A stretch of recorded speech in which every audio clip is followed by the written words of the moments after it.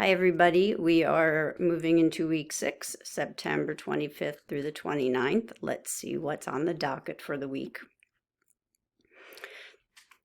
Rather than inundate you with separate sections for your learning objectives, the readings, the outcomes, I've compressed them all for you. Hopefully at this point you are comfortable enough with the course and the way it's set up, and as you learn that this not only makes sense to you, but is more efficient and more helpful to you. If there are any problems, please reach out to me. I'm happy to modify to meet your needs. Okay, let's open this up. So this week, I'm asking you to devote your time to peer review. You're going to connect with your group. You will complete review and set up a Zoom meet with me. Once you figure out who your peer group is, get together with them, decide on a day and a time that works for everyone, and you can select any time of the day or night. One of you must email me and CC everyone in that email requesting that day and that time. If you could give me 2 choices, that would be really helpful. I can meet with you Monday through Sunday, whatever works for everyone. So you will do that. You will also actually read the guidelines, discuss the rubric for Project 1, discuss the text readings, which are pages 29 through 41. This is a reiteration of the revising, peer editing, the re-seeing process that goes into actually offering each other useful feedback. And then you will share your drafts in the course folder underneath the number that coincides with your peer group, and you can comment appropriately in that domain. Your outcomes are conducting successful peer review, creating the folders and sharing your project within the Google Drive, reading and commenting on the peer drafts within the folder, and selectively conferencing with me. All of these activities will allow you to increase your rhetorical knowledge of increasing technological and electronic environments. They will also allow you to utilize your critical thinking skills, your writing and reading through peer review, as well as offering constructive peer feedback and holding a conversation with your peer group on Zoom and including me. This will help you continue to actively and collaboratively work within this writing community and create an environment that is positive, that is helpful, that is healthy. Feel free to get together in person. You could meet in the library, reserving a room, or somewhere else on campus. All right, I wish you the best of luck this week. Stay in touch with me. And I am going to actually take this time to show you where the peer groups are, where the folders are, etc. What you want to do is go into your Google Drive, the shared drive,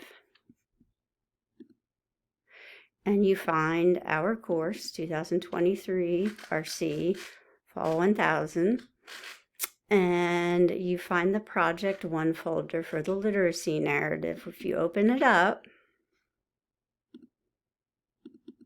within that folder is the rubric I will use for grading.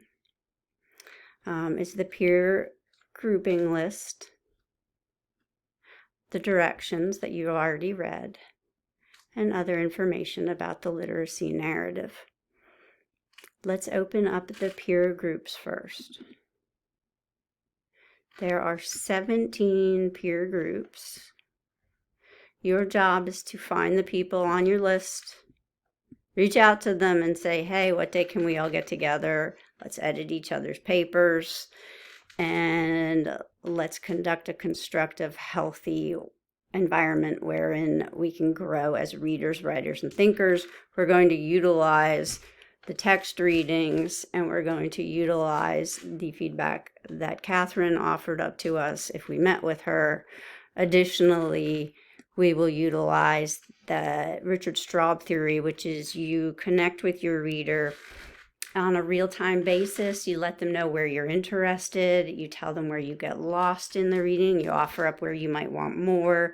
You share the takeaways you have from the actual literacy narrative, and anything that you actually walk away with saying, oh, I didn't know that before I started this narrative, and that was really useful to me.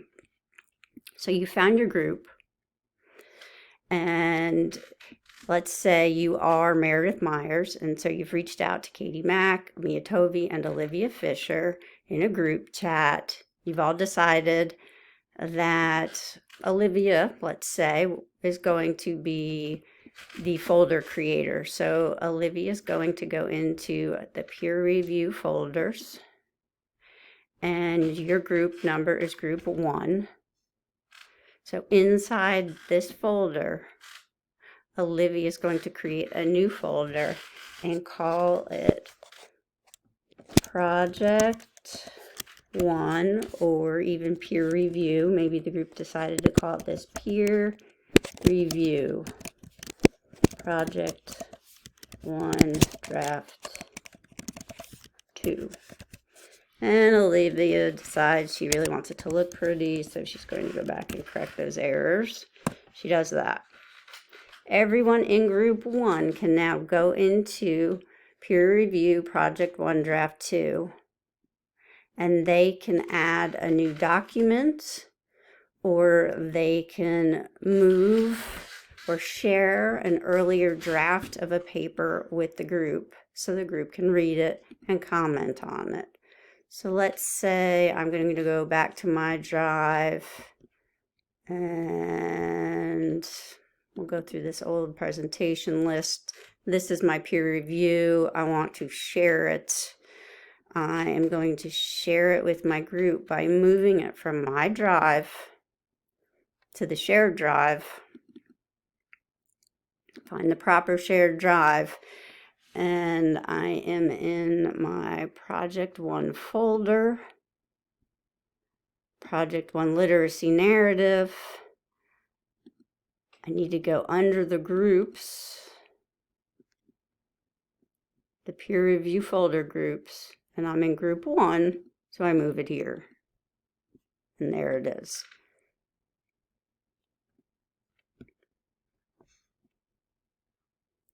Now I've moved my draft over, and I'm hopeful that my group's going to get together with me soon. In the meantime, my other directions are to go back to the literacy narrative folder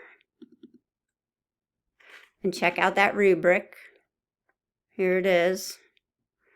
Read through the entire rubric and talk about it with my peer group when we get together. Let's say our group chat says we're all going to meet at Crossroads at 6 o'clock tonight. We're going to meet for 20 minutes. I'm kind of excited and I'm kind of nervous because I have a little bit of anxiety when it comes to meeting new people. However, I know everyone else is just as nervous as I am, so I'm going to roll with it and give it the best I can, reminding myself that everyone's really pretty focused on themselves, even though it may not feel or seem that way at the time.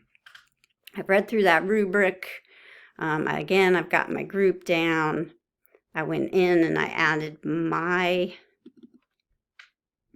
writing to my peer review group. The 11 a.m. presentation is, I'm going to call that sample draft verbal. So it's really clear for my group what exactly that is. Is there anything else that I need to do this week that I'm forgetting? I'm sure there is, so I'm going to go back into my As You Learn page.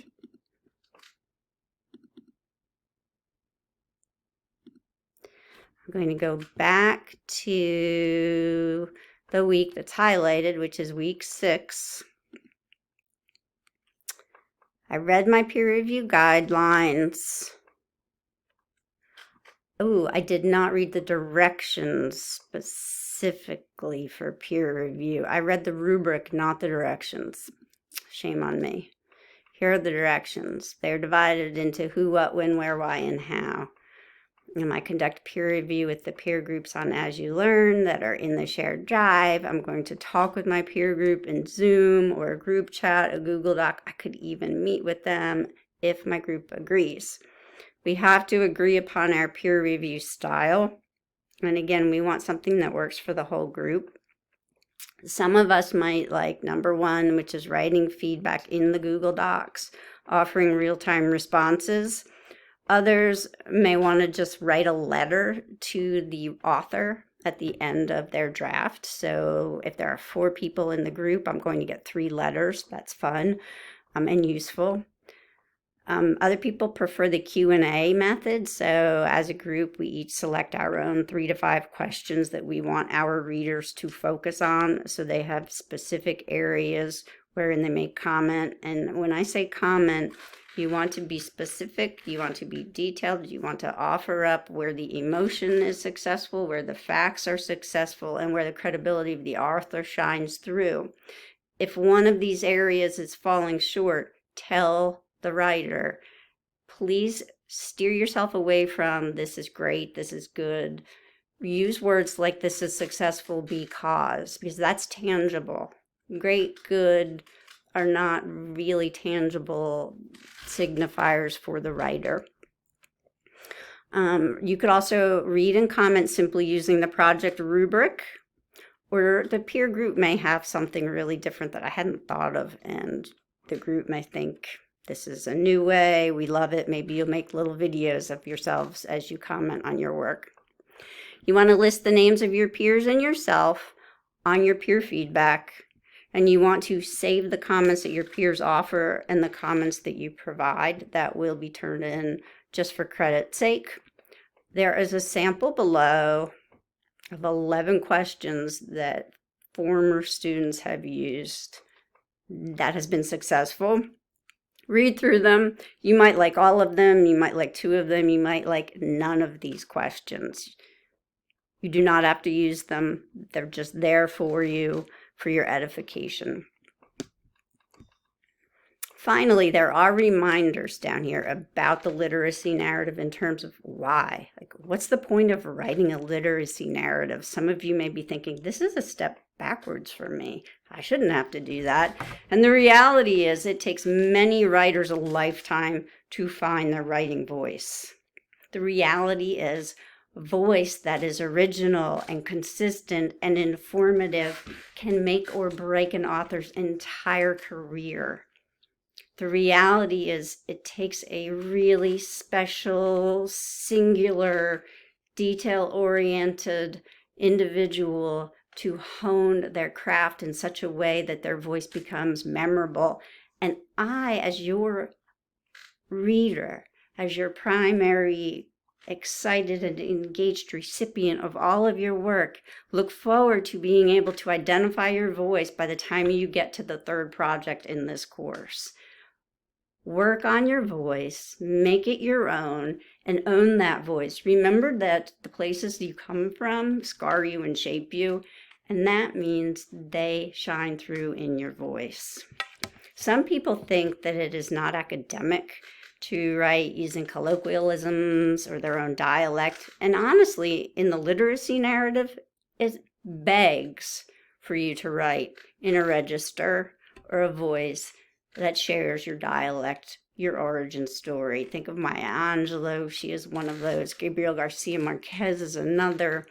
The world is inundated right now with people that are moving into my voice is as academic as anyone else's voice, and you're sharing it from your own window, your first person point of view. Make sure that the genre itself is organized in a way that's logical and suited to the occasion. That will vary according to writer. Your genre awareness means you realize that the literacy narrative asks you to either show your audience how you learn to read and write, or not only show them that, but teach them another literacy. That's taking it one step deeper in your critical thinking, reading, and writing. Your audience, as you know, is your peers and your instructor, and possibly the outside community. And the content should be meaningful and honest. At the end of the day, good writing is honest writing. And honest writing is good writing. It's that simple. Trust in yourself. Trust in your voice. Do not worry about peer review. Peer review exists so you're not writing in a vacuum. And it also exists so you can see who else is out there on the playing field with you. These are the people that are sitting down to the metaphorical table with you. Let us all keep the feast and enjoy. Thanks for your work.